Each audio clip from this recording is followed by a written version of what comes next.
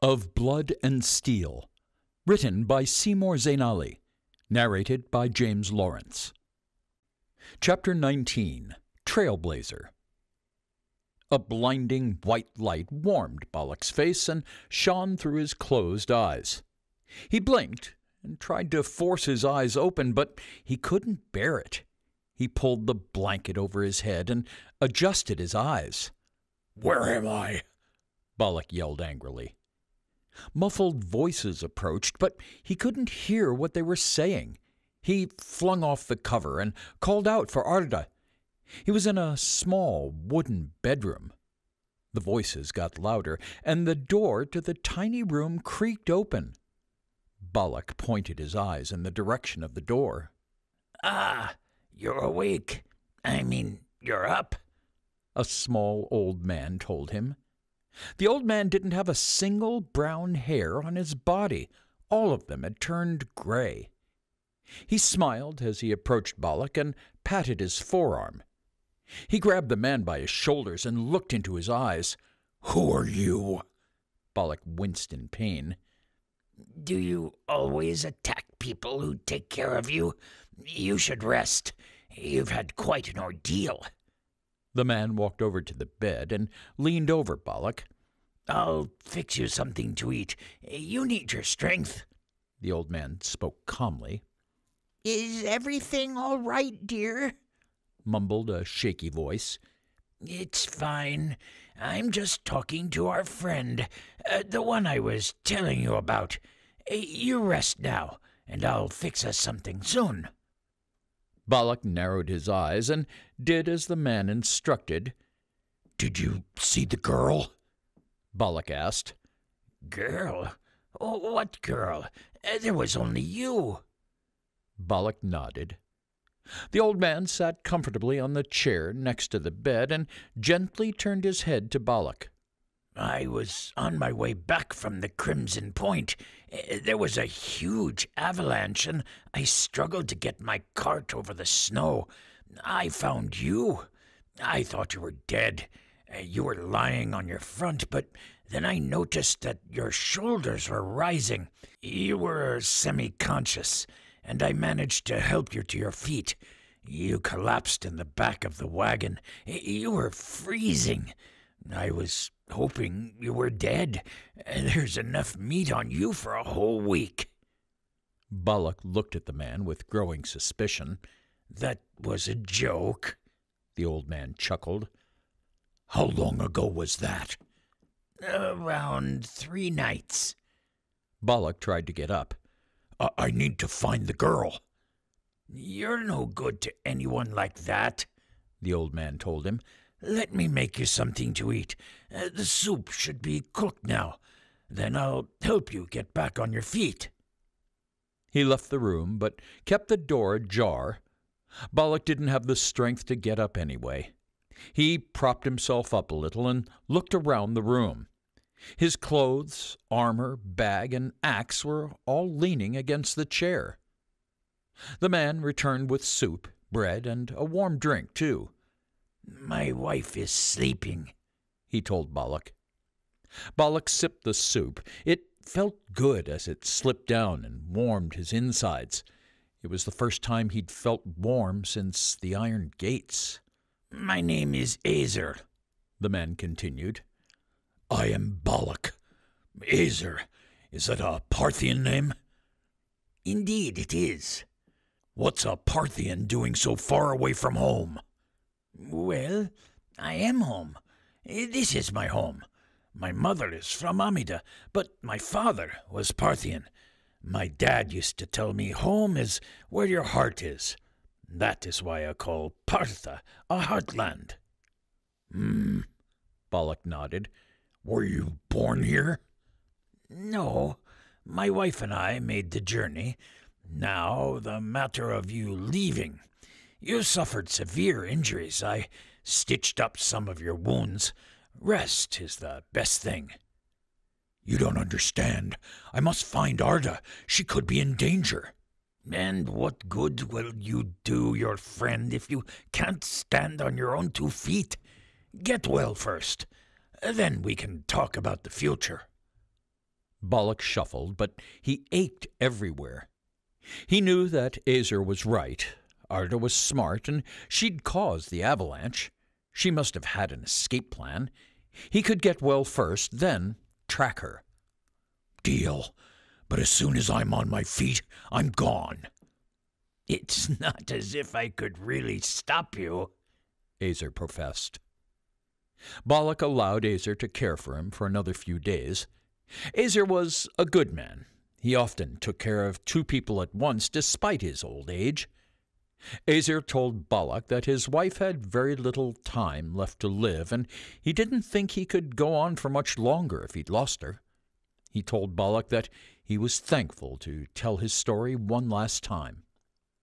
Balak watched and listened as Azer took care of his wife, and Balak admired him for that.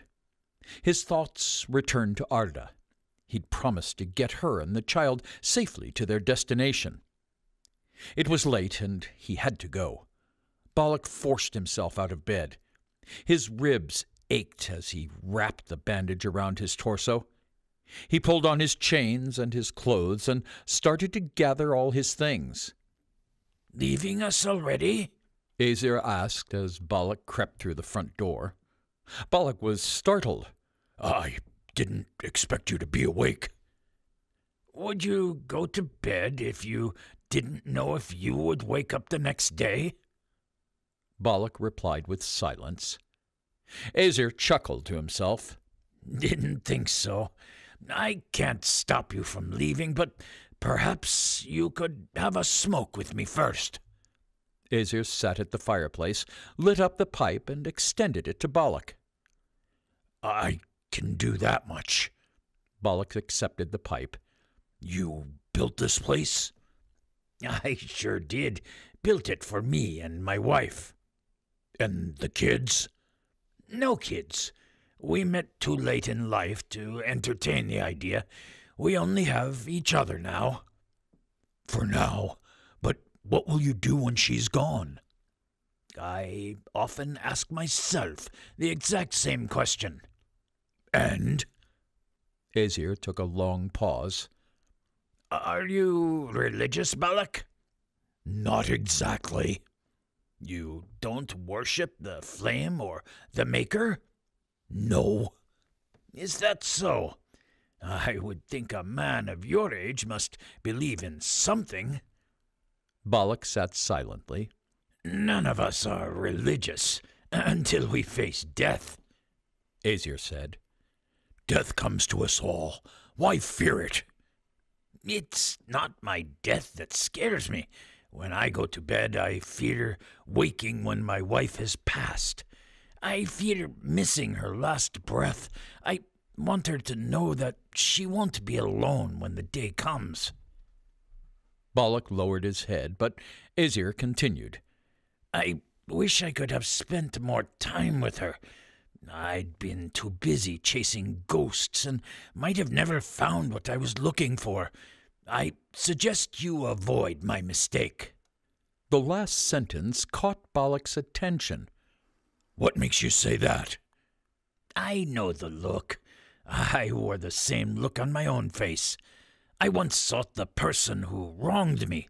For years, the rage fueled me, giving me the strength to keep going, but I was wrong. It was eating at me on the inside, chipping away at my earthly time, and I was just too stubborn to see it. How did you do it? How did you stop yourself after giving so much of yourself? Balak asked with curiosity. It wasn't easy. I often thought of myself as a failure. I blamed myself for letting down the people I sought to avenge. And you might even think I did, but I grew to look at it differently.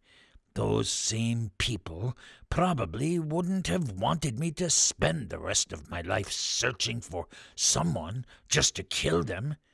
I think they would have preferred me to live the life they could no longer have. And I never forgot them. I honor their memory by living the best life I can. And then I met this woman, the light of my life. Being with her has been the best part of it." Balak thanked Azir. "I would have offered you coin if I could," Balak said, as if he were apologizing. "I must have lost what remained of mine in the avalanche." "Even better. I wouldn't have use for coin." Azir walked him toward the foot of the mountains and pointed him in the right direction. "Do me a favor, and think about what I've said." "I value your advice, but it's a little too late for me, old man." Azir chuckled. "I remember thinking the exact same thing about myself," Azir said to Balak before leaving him on his own. Pools of water on the ground had hardened into ice.